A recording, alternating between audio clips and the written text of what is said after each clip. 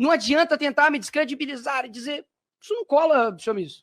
Não cola, pô. Deputado, a minha intenção não é descredibilizar o senhor, porque me parece que o senhor não tem nenhuma credibilidade.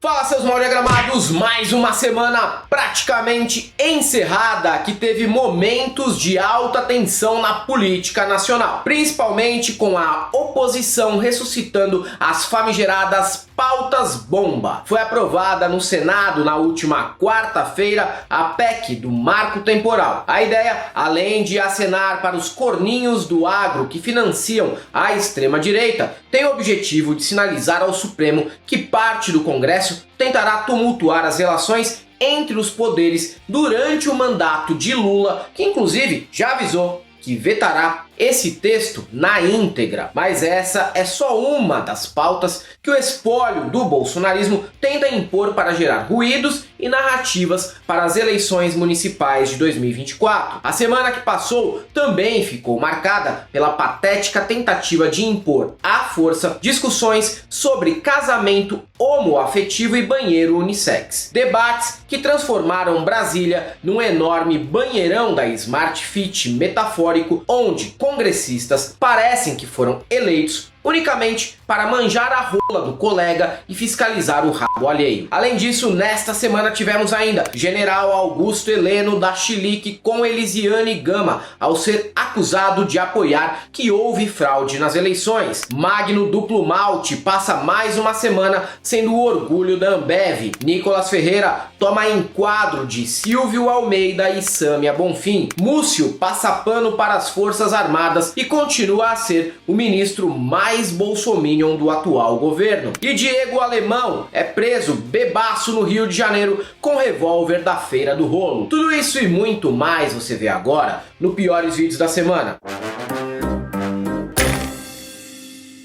Salve, salve, galãs e galoas! Militares são acostumados a mandar ou a obedecer, dependendo do espaço que ocupam na hierarquia das Forças Armadas. Ser insubordinado está fora de questão. Quando falamos de um sujeito que é general há muito tempo, como Augusto Heleno Pequeno, obviamente precisamos ter em mente que ele é totalmente desacostumado a receber ordens ou a lidar com provocações e apontamentos de suas contradições. Sabendo que é muito simples fazer uma pessoa sem traquejo com a vida civil pegar ar rapidamente, a ala governista aproveitou para deixar o Quasímodo a ponto de enlouquecer em vários momentos da participação dele na CPMI do 8 de janeiro. Duarte Júnior chamou Heleno de incompetente e o general comentou que em 45 anos de exército nunca ninguém o chamou assim. Claro que não. Quem é maluco de chamar general de incompetente no quartel, irmão? A Duarte trucou muito bem ao dizer que, se ele não é incompetente, tá escondendo o jogo. A democracia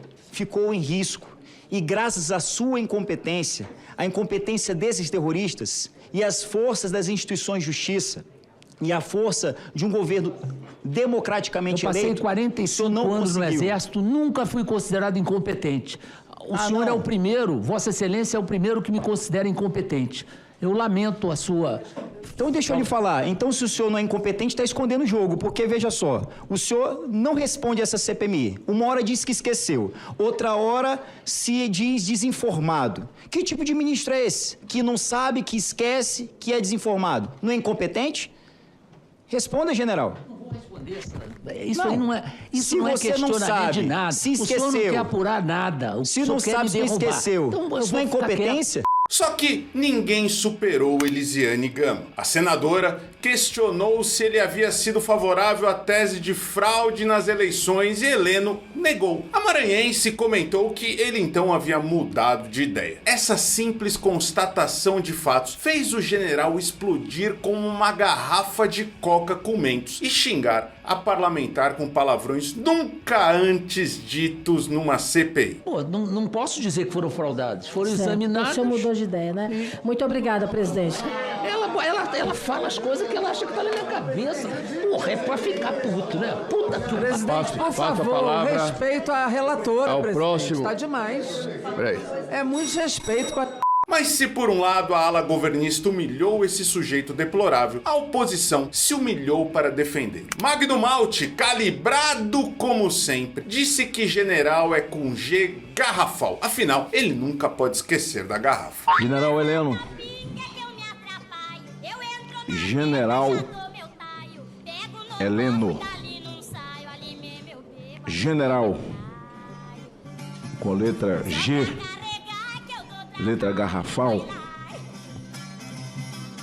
General escrito com letras garrafais. E Jorge Seife, emocionado como sempre, elogiou Heleno de uma maneira que talvez nem a esposa desse milico tenha ousado fazer, mesmo na época que os dois viviam um tórrido romance e o marido ainda não tinha esse sorriso verde musgo. E tem gente aqui que fala, ai, estou sendo ofendido, ai, estou humilhado, ai, não posso sair pela saída aqui do aeroporto de Brasília que sou xingado, tem que sair pelo terminal de carga. O senhor sai pela frente, o senhor orgulha o Brasil, e para o senhor eu presto minha continência, meu general. Deus te abençoe, tamo junto. Se Heleno, com seus dentes de pedra de aquário, semblante de quem ralou o paralama da Tucson no portão do condomínio e arqueamento cervical que tá quase fazendo o papai do chão puxá-lo pelo braço, causou muitas cenas lamentáveis na CPMI, a convocação de Silvio Almeida para uma comissão também. Só que, neste caso, o desconforto foi sentido pelos deputados da oposição, em especial por Nicolas e Maurício Marcon, que ao pedirem a palavra foram discutir com Silvio a aplicação de banheiros unissex, essa nova e forçada mamadeira de piroca que promete dominar a eleição de 2024. Silvio, com a sua habitual calma e elegância, respondeu ao gaúcho que o caso dele nem psicanálise resolveria e que o mineiro não poderia ser descredibilizado, pois sequer tem credibilidade. O senhor é contra ou é a favor banheiros unissex?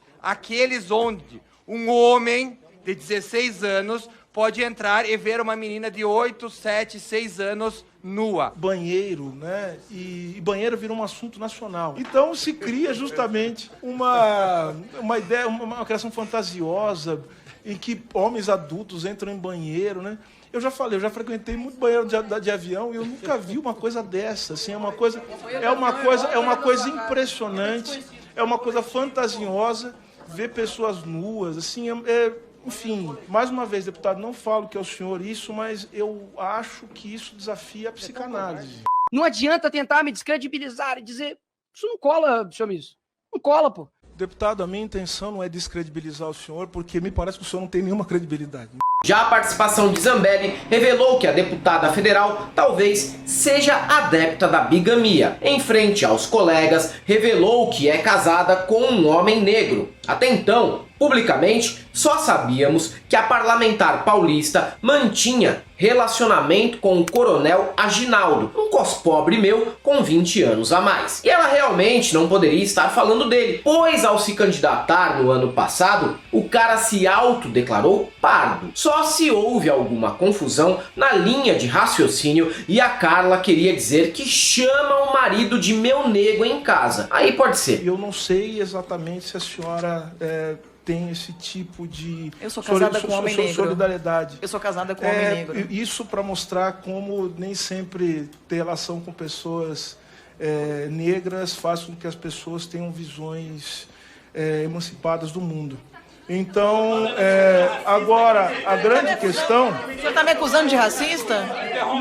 Ele está me interrompendo. Ele está me acusando de racista. E para fechar com cereja em cima da merda, a sessão ainda teve o deputado Evair de Mello, supostamente com bafo de cachaça, partindo para cima de André Janones e quase transformando a Câmara em octógono de MMA involuntário. Uma tarde animada, para dizer o mínimo, hein?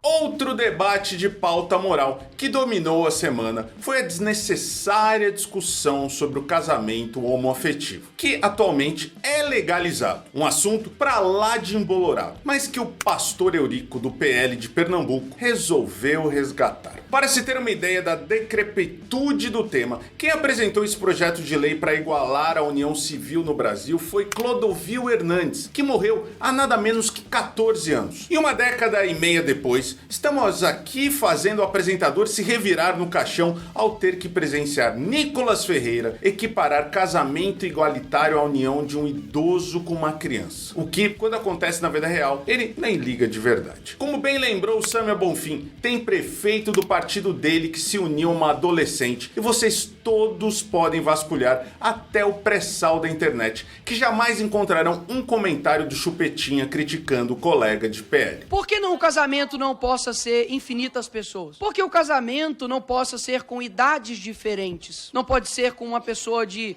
40 e uma pessoa de 14. Teve algo que ele me disse que eu prestei bastante atenção. Aonde vamos parar? Daqui a pouco vai ter adulto casando com criança.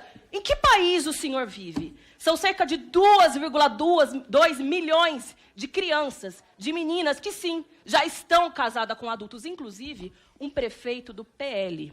O nome dele é Rissam Derraim. Ele tem 65 anos. Ele se casou com uma menina de 16 anos.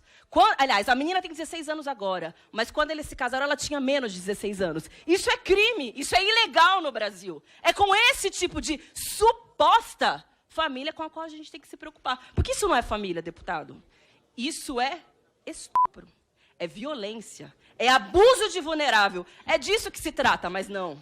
Contra essa, aí sim, deformação, contra essa imoralidade, não vejo deputado de extrema-direita se levantando e supostamente se revoltando. No fundo, esses debates, como sempre, só escancaram a hipocrisia, ignorância e total falta de prioridade do bolsonarismo, cujo único objetivo é ser uma espécie de súcubus frígido em camas alheias.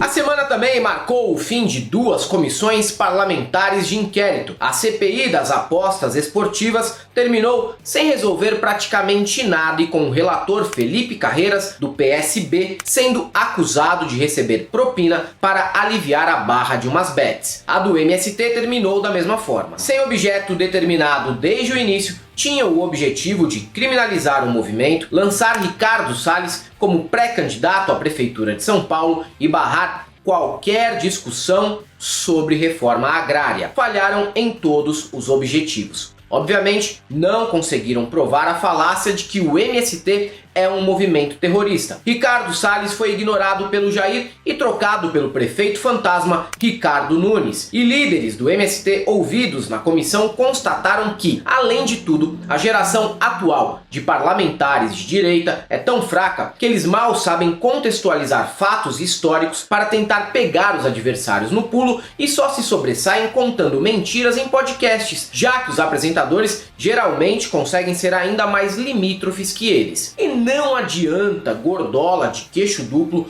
com cara de paga-lanche usar prendedor de gravata com metralhadora. Não intimida ninguém no MST e nem na sociedade civil. Só expõe o quanto esse rolê é feito de um monte de machinho em crise em busca de extensores penianos. Resumidamente, no fim de 3 meses, a CPI do MST conseguiu apenas perder 90 dias. A conivência se dá com as lideranças, com os militantes, em detrimento do agronegócio por um lado, dos produtores rurais por um lado e em detrimento dos mais humildes por outro. Não se trata apenas de omissão em relação à agropecuária, se trata de omissão em relação aos mais pobres, aos mais humildes, que sofrem os castigos físicos, que sofrem as restrições ao seu direito de liberdade, de ir e vir, de moradia, de vida digna, pelas lideranças. Senhor relator? Pois não, senhor deputado. Eu estive presente na reunião que Vossa Excelência se refere e não vi isto, não. Pelo contrário, eu vi o Coronel Coutinho dissertar aqui e foi muito pouco interrompido, inclusive por Vossa Excelência. A oposição ao governo também lançou uma ofensiva contra o Supremo, com o claro objetivo de usar essa pauta de forma eleitoreira e, claro, para tumultuar a pacificação entre os poderes. A reunião, para anunciar o movimento suprapartidário, reuniu elementos da política que vocês conhecem bem, o que já denuncia o nível do rolê. Entre outros, estavam presentes Caroline de Tone, Marco Feliciano, Marcel Van Hatten, Blowing in the Wind e Sargento Faur. Com esses 4 nomes, já é possível tirar conclusões do esgoto que é essa parada. Na coletiva, o que vimos foi muita frase pronta, grito e lacração, prontinha para virar corte, editadinho para o Zap. Como o Marcel Van Hatten esperneando: chega, basta! Nós estamos dizendo alto e bom tom: chega, basta! O Caro Jordi mostrando que aprendeu a palavra imiscuir e estava doido para usá-la em público. Não podemos permitir que aqueles que não tiveram um voto sequer queiram se miscuir na nossa atividade parlamentar. Um momento que me chamou a atenção foi na fala de Marco Feliciano, comentando que basta ir em boteco que qualquer um perceberá que todos estão indignados com a usurpação de poderes. A população brasileira toda, nos bares, nos botecos, comentam que o presidente do Congresso Nacional e o presidente da Câmara dos Deputados só não falam nada porque devem estar devendo alguma coisa para o STF. Muito estranho esses crentes atuais. O Magno só aparece daquele jeito. O Feliciano anda indo em bar. E pior, que está frequentando boteco ruim. Porque aqui na vila se fala mais do Bruno Henrique do que do Arthur Lira, entre outra dose e outra. Para finalizar a ceninha, ainda tivemos Sargento Faur, que até outro dia estava com um pé na cova, mas apareceu berrando a plenos pulmões e parecendo um gnomo ao lado do Maurício do Vôlei. Seus canalhas! Covardes! Malditos! Na Câmara do Distrito Federal também acontece uma CPI dos atos antidemocráticos. Mas ao contrário da comissão que ocorre em nível federal, o presidente por lá não é o frouxo do Arthur Maia, contumaz agente duplo que não cansa de aliviar para figuras lixosas como o Abílio Brunini, que depois agradece os sucessivos perdões, pagando almoços no Vasto para continuar não sendo denunciado na comissão de ética. Por lá, o presidente é o poucas ideias para patriotário Chico Vigilante, do PT. Na última quinta-feira, 28 de setembro, a CPI distrital ouviu Ana Priscila Azevedo, apontada como organizadora dos atos terroristas do 8 de janeiro. No depoimento da mulher ficou evidente que muita gente que embarcou no bolsonarismo já estava inserida em movimentos golpistas há cerca de uma década, flertando inicialmente com o Olavo, depois aderindo aos Revoltados Online e MBL, protestando pela queda de Dilma Rousseff, embarcando no lavajatismo e por fim caindo de cabeça no agito difuso e caótico do bolsonarismo. Essa adesão a todas as pautas anti-esquerda que se popularizaram no Brasil desde 2013 fez mal demais para uma parcela relevante da população, que desde então experimenta um grande descolamento da realidade. Isso, final e fatalmente, tem os levado para a cadeia, para o hospício ou para a vala. Não que eu me importe, falta de aviso não foi. Mas bastava você dar um toque para essa galera que era acusado de receber pão com mortadela do PT, ser admirador do Hugo Chávez, infiltrado no Partido Comunista Chinês e fã de bandido. No fim, quem virou bandido, não é mesmo? Senhor deputado, em 2013, no Fora Dilma, aconteceu ali um black bloc. Tá? É o mesmo modus operandi. Nós fomos lutar por justiça, contra a corrupção. Nós só queríamos um governo... A senhora estava no Fora Dilma?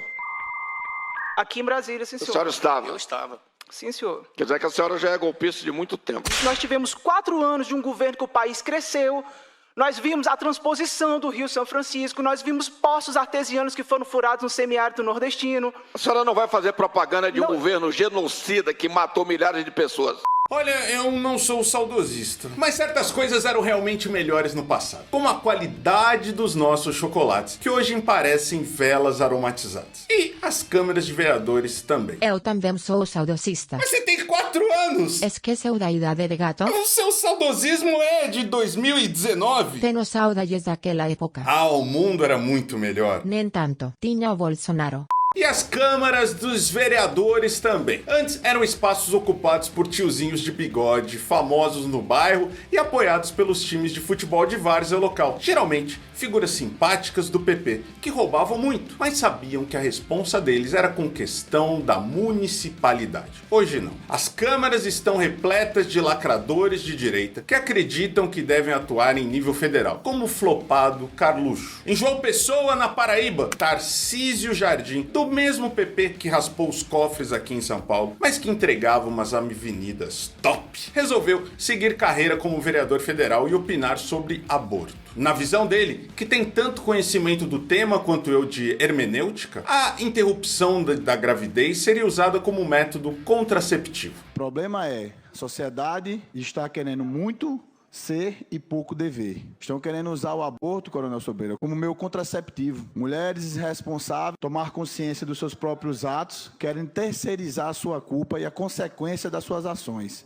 Essa é a verdade. Então, querem legalizar um erro. Na verdade, eu sou uma pessoa irresponsável, eu não consigo controlar meus impulsos sexuais, eu não consigo ter cuidados suficientes na hora de uma relação sexual, então eu vou fazer uma criança, vou fazer um feto, vou fazer uma vida que não seja minha pagar por isso. Engraçado que esses mesmos caras são os primeiros a barrar qualquer discussão que envolva a educação sexual nas escolas para que se evite gravidez precoce e indesejada. Agora, se homem engravidasse, o bonitão aí já estava agitando a instalação de uma clínica de aborto anexa à quadra de futebol society. José Múcio é um cara esperto e segue à risca a regra de quem não é visto não é lembrado. Essa é a tática, por exemplo, de Juscelino Filho, que anda mais sumido que o Felipe Dilon. Mas o ministro da Defesa não pode passar a vida toda se esgueirando pelos corredores de Brasília como um rato, pois vivemos um momento em que as Forças Armadas estão sendo expostas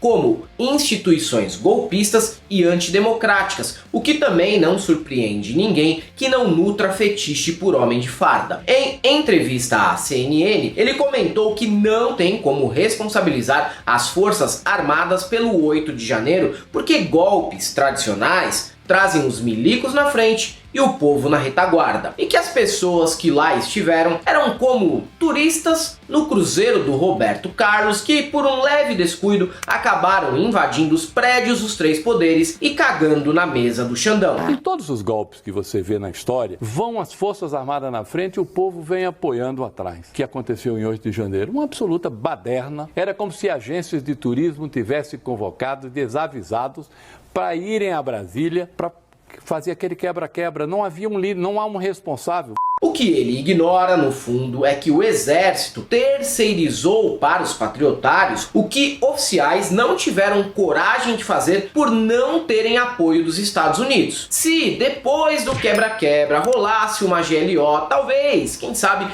colocariam em risco seus gordos salários para um golpe melhor estruturado e em longo prazo. Mas para o Múcio, nada disso teve o risco de acontecer. Pelo contrário, você já agradeceu hoje o Vilas Boas e o Heleno por não ter rolado um golpe? Se não, então corram para o Twitter para agradecê-los, caso os dois ainda estejam vivos. Na semana passada, o parlamento canadense teve uma das ideias mais estapafúrdias que qualquer casa legislativa poderia ter na história recente: homenagear um soldado ucraniano que combateu na Segunda Guerra contra o comunismo soviético, na intenção de agradar Zelensky, que visitava o espaço naquele dia. O problema é que, apesar de ser um veterano de 98 anos, Yaroslav Hunka é o típico sujeito que confirma que canalhas também envelhecem. Isso porque combater contra o comunismo naquele período significava basicamente lutar ao lado de Adolf Hitler. Apesar disso ser muito óbvio no Brasil, naquela Tabata Amaral em formato de país, que é o Canadá, parece que era uma questão meio complexa e ninguém tinha percebido o erro de exaltar literalmente um soldado nazi. A repercussão e falta de conhecimento histórico dos políticos canadenses pegou mal no mundo todo. E o presidente da Câmara, Anthony Rota, teve que renunciar ao cargo. Eu não posso admirar a atitude, porque a irresponsabilidade foi absurda. Mas se fosse no Brasil, esse cara já saía do cargo com 40% de intenções de voto para presidente, representando o bolsonarismo em 2026. Pode apostar. It's with a heavy heart that I rise to inform members